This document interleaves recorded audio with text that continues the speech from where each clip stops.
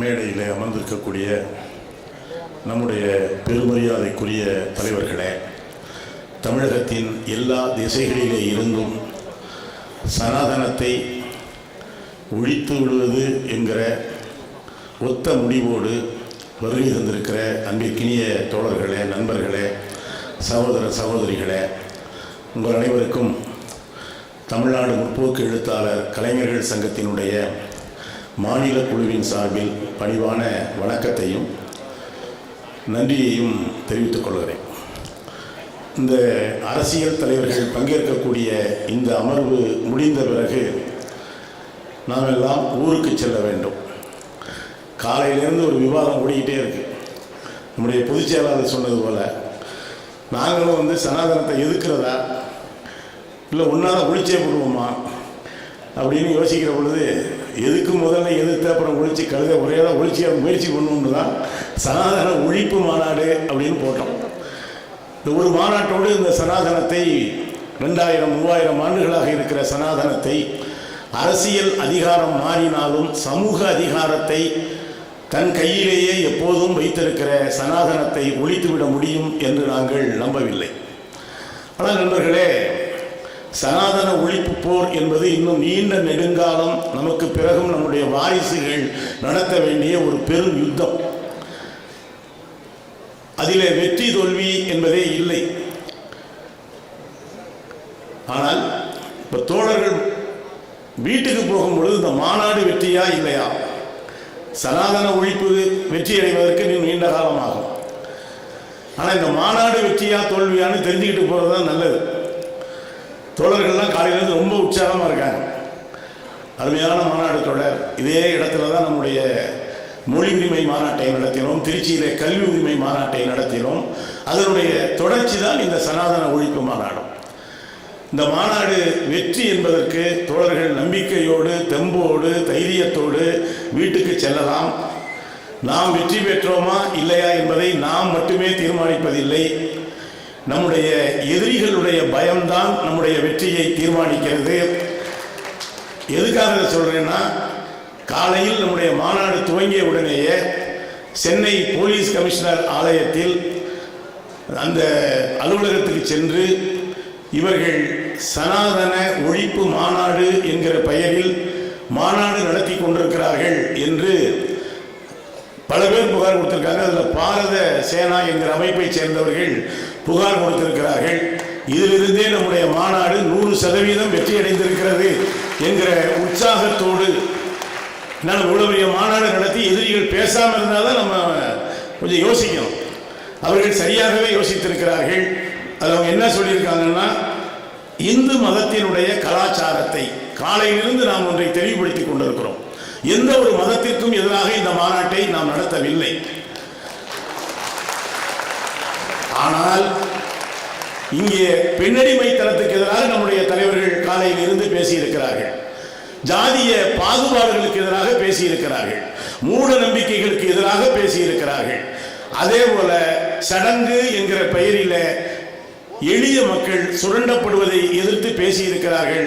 இதெல்லாம் தான் நீங்கள் சொல்கிற கலாச்சாரம் என்றால் நிச்சயமாக நாங்கள் அதை எதிர்ப்போம் என்பதை நாங்கள் உங்களுக்கு சொல்லிக் கொள்கிறோம் நண்பர்களே. அதனால இந்த புகார் கொடுத்த நண்பர்களுக்கு ஒரு மகிழ்ச்சி என்னன்னா, அவர்கள் விசாரிக்காமல் நம்மை தண்டித்துக் கொண்டிருந்தார்கள். நாம் நடத்திய மாநாட்டினால் அவர்கள் புகார் கொடுக்க வேண்டிய நிலைமைக்கு சென்றிருப்பதே நம்முடைய வெற்றி தான் என்பதை இன்றைக்கு பொது சிவில் சட்டம் கொண்டு வரப்போவதாக சொல்கிறார்கள். காலையிலே பேசிய நம்முடைய ஆசிரியர் ஐயா அவர்கள் சொன்னார்கள், அவர்களுடைய மனு நீதியிலே குற்றவியல் சட்டம் கூட எல்லா மனிதர்களுக்கும் ஒரே மாதிரி இல்லை. அவர்கள் தான் இன்றைக்கு பொது சிவில் சட்டம் குறித்து பேசுகிறார்கள். அதே போல ஒரே நாடு, ஒரே மதம், ஒரே மொழி, ஒரே பண்பாடு என்றெல்லாம் அவர்கள் ஒரே ஒரே ஒரே ஒரே என்பதை அடுக்கி நேற்றைக்கு ஒரே தேர்தல் என்பதிலே இருக்கிறார்கள்.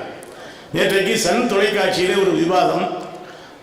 நான் சார்ந்திருக்க கட்சியின் சார்பாக நான் கலந்து கொண்டேன். அதிமுகவின் சார்பாக அண்ணன் செம்மலை கலந்து கொண்டார்.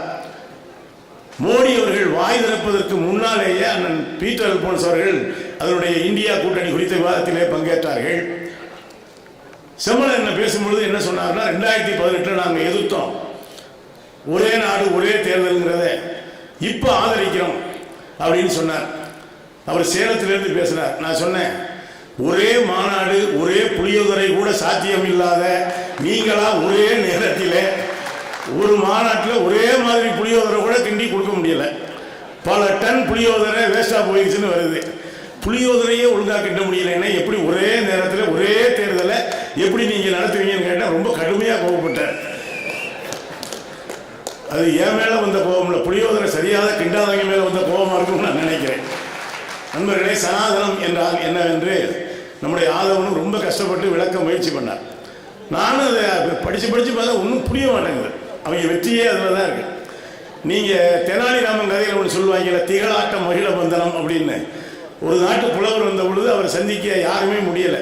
கடைசியாக என்னடா நம்ம நாட்டில் யாருமே இல்லை, தெனாலிராமனை கூட்டு வந்திருக்காங்க. அவர் ஒரு கட்டி கொண்டு வந்திருக்கிறார். இந்த புத்தகத்தை வச்சு அந்த வெளிநாட்டுக்காரரை நான் சாத்திடுறேன் அப்படின்னு. அந்த ஆள் எல்லாம் படிச்சிருக்கான். ஆனால் இதுக்குள்ளே என்ன இருக்குன்னு தெரியல.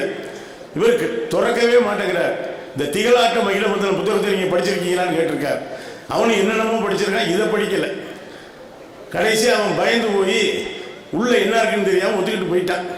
அரசர் கேட்டிருக்கார் தெனாலிராமன்ட்ட, அப்படி என்னதான் இருக்கு அந்த புக்கில்? ஒன்றும் இல்லைங்க, திகழாட்ட மகிழ பந்தனம் எருவு மாடு கட்டுற கயிறுன்னு அர்த்தம். நான் அதைத்தான் உள்ளே கட்டி வச்சுருந்தேன். அவனும் பாவம் என்னன்னு தெரியாமல் பெரிய புத்தகமாக்கம் நினைச்சு பேசாமல் போயிட்டா அப்படின்னு. நீங்கள் சனாதனத்தை சொல்கிறதா இருந்தால் அந்த திகழாட்ட மகிழ பந்தனம் கதை தான் அது. அவையெல்லாம் மடித்து வச்சுக்கிட்டு எதை கேட்டாலும் இதான் சனாதனம் இதான் சனாதனம். கடைசியாக வள்ளலார் வரைக்கும் சனாதனத்தின் உச்சம் என்று நம்முடைய ஆளுநர் ரவி சொல்கிறார் என்றால், இப்படியெல்லாம் பின்னால் ஆளுக வருவாங்கன்னு தெரிஞ்சுதான் அவர் தெளிவாக சொல்லிட்டு போயிட்டாரு. வேத ஆகமங்கள் என்று வீண் வாதம் ஆடுகின்றீர். ஆளுநரேன்னு போடல, அவ்வளோதான். வேத ஆகமங்கள் என்று வீண்வாதம் ஆடுகின்றீர். வேத ஆகமத்தின் விளைவு அறிவீர். சூதாக சொன்னதல்லால் உண்மை ஒளி தோன்ற உரைத்ததில்லை என்பதுதான் வள்ளலார் வாக்கு.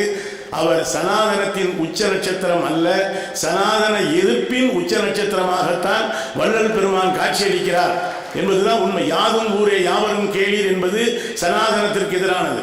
பிறப்புக்கும் எல்லா உயிர்க்கும் என்பது சனாதனத்திற்கு எதிரானது. இன்னும் சொல்ல போனால் சனாதன எதிர்ப்பிலே கலைஞர்கள் தான் எப்பொழுது முன்னின்றிருக்கிறார்கள். தியாகி விஸ்வநாத முருகனாக நடிக்கிற பொழுது அவரோடு சேர்ந்து அவர் இவர்களால் தாழ்ந்த ஜாதி என்று சொன்ன பொழுது அவரோடு சேர்ந்து நடிப்பதற்கு பலரும் தயங்கிய நிலையில் KP ஜானகி அம்மாள் என்கிற மிகப்பெரிய கம்யூனிஸ்ட் தான் விஸ்வநாதோடு சேர்ந்து நடித்தார். அதுவும் சனாதன எதிர்ப்பினுடைய அடையாளம் தான். இதே சென்னையில் திருவல்லிக்கேணி பார்த்தசாரதி கோவிலிலே அருந்ததிய மக்களை உள்ளேயே அனுமதிப்பதில்லை. ஆனால் இந்த மண்ணிலே தொழிற்சங்க இயக்கம் நடத்தி கொண்டிருந்த தோழர் P. ராமமூர்த்தி அவர்கள், நீங்கள்லாம் வைணவரை கும்பிட்றவர் தானே அப்படின்னு கேட்டார். அவங்கள்ட்ட போய் ஆமான்னாங்க. அவங்களுக்கு ராமத்தை போட்டு கோயிலுக்கு கூட்டு போயிட்டார். ராமம் மட்டும் எல்லாரும் வரலாம்ல, இவங்களுக்கு வாக்கு இருக்குன்னு அன்னைக்கே ஒரு மிகப்பெரிய புரட்சியை தோழர் P. ராமமூர்த்தி அவர்கள் இந்த மண்ணிலே நடத்தி காட்டியிருக்கிறார்கள். அதே போல சிந்தனை சிற்பி சிங்காரவேலர் எழுதிய நூல்களை எல்லாம் படித்தால் சனாதனத்திற்கு எதிராக, நான் அதிக நேரத்தை எடுத்துக்கொள்ளல, எல்லாருக்குமே டயம் இருக்கு. அவர் வழக்கறிஞர் 40 வயசுக்கு பிறகுதான் சிங்காரவேலர் வழக்கறிஞராகிறார். இதே சென்னை உயர்நீதிமன்றத்துக்கு வழக்கறிஞர் கோர்ட்டு போட்டும் பொழுது ஏற்கனவே வழக்கறிஞர் சொல்றாங்க, என்ன போய் சிங்காரவேலு, நீங்க எல்லாம் பரியையும் வலையையும் எடுத்துக்கிட்டு கடலுக்கு போக வேண்டிய ஆளு, சட்ட புத்தகத்தை எடுத்துக்கிட்டு கோர்ட்டுக்கு வந்துட்டீங்களே அப்படின்னு. சிங்காரவேலர் ஒண்ணுமே சொல்லலை, பேசாம போயிட்டார். அடுத்த நாள் பரியிலையும் வலையிலையும் சட்ட புத்தகத்தை பூரா கட்டி கொண்டு போய் அந்த மேஜையில துப்புன்னு போட்டிருக்கார். அந்த சட்டம் ஓ நூலுக்கு மட்டும் இல்ல, என்னுடைய மீன் பிடிக்கிற வலைக்கும் இந்த சட்டம் சிக்கும் என்று சனாதனத்திற்கு எதிரான போர் பிரகடனத்தை செய்த சிங்காரவேலர் மண்ணிலே நின்று கொண்டு சனாதனத்திற்கு எதிரான இந்த கருத்தியலை நாம் பேசிக் கொண்டிருக்கிறோம். காலையில இருந்து மிகுந்த உற்சாகத்தோடு நான் ஒன்றை சொல்லி நிறைவு செய்கிறேன். காலையில் ஒரு புதுமையான நிகழ்ச்சி.